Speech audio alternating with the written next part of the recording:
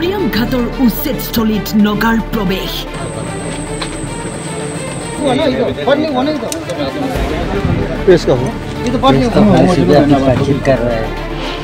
উচ্ছেদ বন্ধ কৰাৰ দাবী।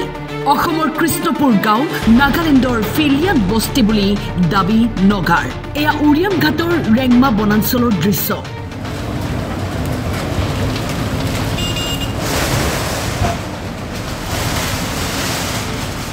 য'ত চলি আছিল উচ্ছেদ অভিযান। উচ্ছেদ চলি থকা সময়তে উচ্ছেদস্থলীত উপস্থিত হৈ নগালোক।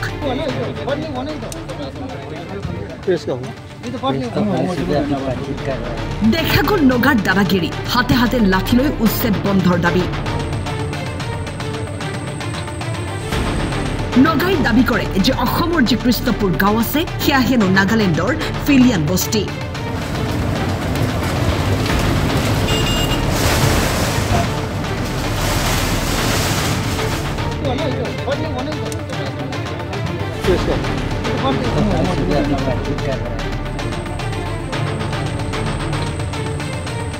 নগাৰ দাদাগিৰিত প্ৰশাসনে স্থগিত ৰাখিলে উচ্ছেদ।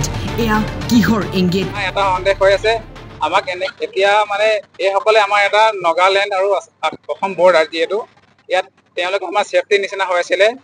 আমাক এতিয়া প্ৰায় এই অঞ্চলৰ মানুহখিনিয়ে ভয়ভীত হৈ আছে যাতে কাইলৈ নাগা মানে সকলে কিবা এটা অসমীয়া মানুহখিনিক, আমাৰ যিখিনি চলোৱা মানুহ ইয়াত সেইসকলক কিবা এটেক কৰিব বা কিবা উপদ্ৰৱ চলাব, সেনেকুৱা সবে শংকিত হৈ আছে। সেইকাৰণে আমি স্থানীয় যুৱক হিচাপে আমি অনুৰোধ জনাইছোঁ অসম চৰকাৰে অতি সোনকালে ইয়াত আমাৰ আছাম বেটেলিয়ন বা আছাম ৰাইফল কিবা এটা ব্যৱস্থা কেম্প দি পিনে আমাক যাতে সুৰক্ষিত কৰি ৰাখে।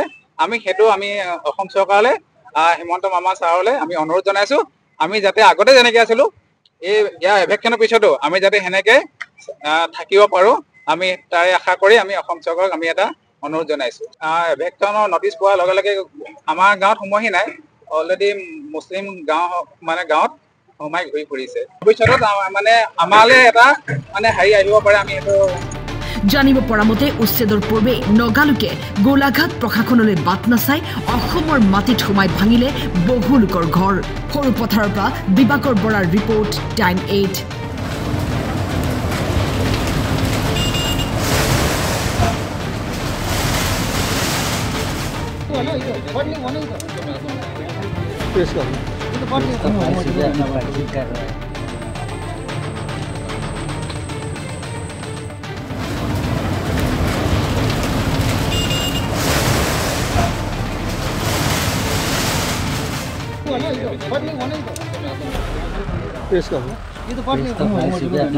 कर रहा है।